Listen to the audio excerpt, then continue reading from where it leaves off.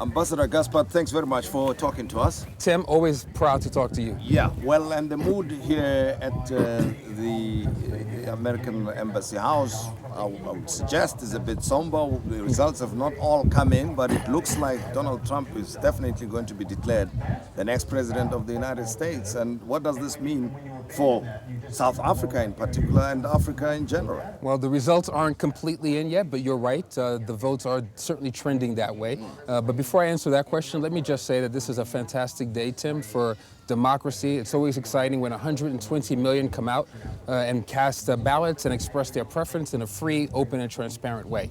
I think that irrespective of who wins, Donald Trump or Hillary Clinton, South Africans can be assured of a strong, continued partnership between our two countries. The one thing that there's bipartisan consensus on in Washington, D.C. between Democrats and Republicans is about the need to continue to engage with South Africa and Sub-Saharan Africa on trade, investment, education, healthcare, and development that can create a broadly shared prosperity. That's not going to be changed by Donald Trump or Hillary Clinton. But you know, Ambassador, coming out of the Obama presidency, which sort of put a friendly face to things, you know, and given the controversies around the Trump campaign, Hillary campaign, the emails on the side of Hillary and on the other side, even Americans themselves, they told us that he is a prejudiced, homophobe, not homophobe, I beg your pardon, but xenophobic person, Donald Trump, and therefore people who are different, not American, from elsewhere in the world, not welcome. From his point of view, walls going up against Latinos and so forth. You know, Tim, there's no doubt that this has been a very contentious election. Ugly at times. There's been a coarseness in the rhetoric that is almost unprecedented. So it's been alarming to see that. And you're right that Democrats and Republicans expressed tremendous concern about some things that candidate Trump had to say about freedom of religion, the ability to migrate our trade relationships. But I suspect, given the strength of our institutions, the checks and balances that exist in our system, and the values that Americans and South Africans share on the right to be able to practice the religion of your choice, the rights to free speech and assembly and a free and independent media, that all those institutions and those values always trump any candidate, ultimately, and any president. Most of the media establishments, American media establishments, gave the world a sense that Americans were not going to vote for Trump or would not stand for the things that he stood for. And there were many questions being raised about his temperament. Yes. Including by Republicans. Exactly. Yeah. And they were talking about whether he's the right person to be a commander-in-chief of the United States with so many nuclear missiles and so forth. Tim, the results aren't completely in yet, and there's still a roadmap where Hillary Clinton could conceivably win, though it's certainly looking grim for her prospects.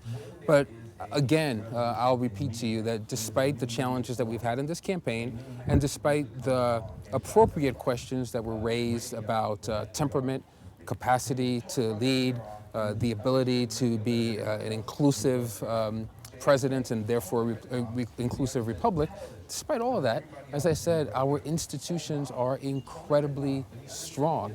And any president, and I've had the good fortune to work for the current one for the last 8 years now, but any president wakes up, walks into the Oval Office and discovers that he or she isn't quite as powerful as they thought they might be. There's a legislative branch that they have to negotiate with. There's a judicial branch that's independent of the executive. You here in South Africa have recently seen your incredible institutions tested.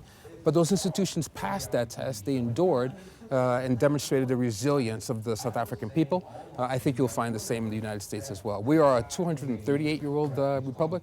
We're going to be okay no matter who wins. And of course, the United States for a long time has thrived on what one may call American exceptionalism.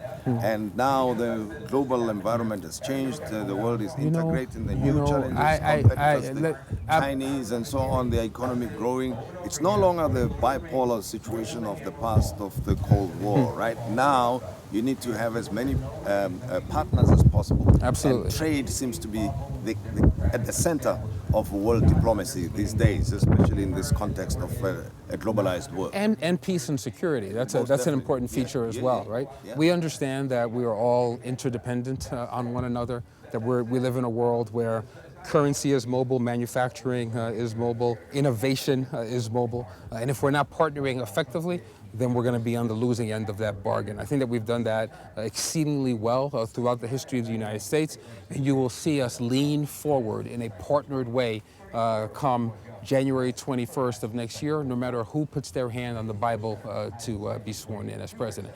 But let me just also quickly say, Tim, I'm a very patriotic American, and I love my country, but I don't really believe in 2016 in American exceptionalism, in South African exceptionalism. I think that we are all in this boat together. And we've got to find ways to still the waters and make a path. Now, I wanted to ask about the American media that we consume and depended on to understand what was going on in the United States. And to many people, they seem to have missed the point completely. They could not foretell what is happening. Tim, I will tell you, I've worked on every presidential election in America from 1988 to 2012. I like to think that I understand fluctuations in the electorate, the demographics, the trends. This one was hard to predict. There are outcomes in states here that are absolutely unprecedented. We're seeing areas of traditional democratic strength that have just kind of blown up the model. So a lot of people in the media are going to have to step back, examine all the assumptions that they made, and ask some really important questions about the economic anxiety that's driving a sense of dislocation, a sense that some people have that they're not going to have the same opportunities of their mother and father's generation. That's creating a tension that's percolating amongst working class Americans that I think is manifest in some of the outcomes that we're seeing in this election. And we have to examine it and appreciate what it means, not just in the United States, but globally. Well, it's interesting that the transition from the current Obama administration to Donald Trump is something that one would not expect, and they seem, at least at a personality level, to be fundamentally different. I think they're a little different. You think so? Just a little. Not very much. That's the case. But you know, from where you're sitting, being an old hand at this, having worked for different governments in the United States and worked in public life, what do you think is going to change in terms of style and content of the two governments? Well, again, I'm gonna remind us, Tim, that the election hasn't been called yet, so yes. I don't want to over-project what the new reality is when the new reality doesn't yet exist. That being said, clearly there are differences in temperament and style between Barack Obama and Donald Trump, but between Barack Obama and Hillary Clinton as well. It's not as if Hillary Clinton and Barack Obama had perfect synergy on approach or on policy prescriptions. Every 4 years, Americans are called upon to make a very difficult and important choice, not only for themselves, but a choice that has impact across the world. And every 4 years, a president comes in, or every 8 years, that sometimes promises a different path than the previous president. But there are some things about our democracy that are fundamental in its core that won't be changed. We honor and preserve the 5 freedoms in the First Amendment of our Constitution. We think it's important to engage with partners overseas on peace, security, trade, and economic development. And we certainly believe that there's a set of values that we hold dear, that we share in common with people like the people of South Africa, that compels us to lean in together and engage for the immediate and for the long-term benefit and public good. That's not going to change. But anyway, let's talk something personal with you. You've been in South Africa for quite a while now, and we're not making any assumptions in as far as you're concerned.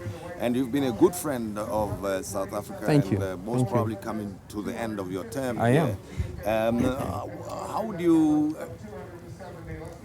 summarize your time in South Africa, and what is your sense of South Africa-U.S. relations as you come to the end of your term? Well, I'll first say that the bilateral relationship is a healthy one. It's a robust one.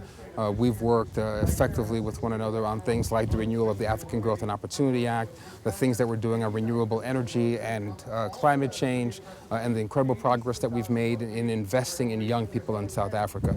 The point about young people is the perfect segue for me to talk about my personal experience here. This country is remarkable. The first time I came to South Africa, as you know, was 25 years ago. I fell head over heels in love with the resilient, proud, brilliant young people in your country. And I'm confident that because of their spirit, their sense of innovation, their spunk, that South Africa is going to be okay, and therefore Africa is going to do incredibly well. My time here was the greatest honor of my life, to be able to serve my president and my country with your remarkable people in this republic. Doesn't get any better than this, Tim. What about your future? What are you going to do next? I don't know, make a little bit of mischief in the world. That is my habit. You can expect that I'll find ways to continue to be engaged in this region and to work with my good, dear friends here. Much appreciated, Ambassador. Everything of the best to you. Thank you. Well, that's the American Ambassador, Patrick Gaspard, who is coming to the end of his term, and we were at his home in Tshwane, and a large group of Americans gathered here, and the media people just waiting for the final outcome of the presidential elections in the United States.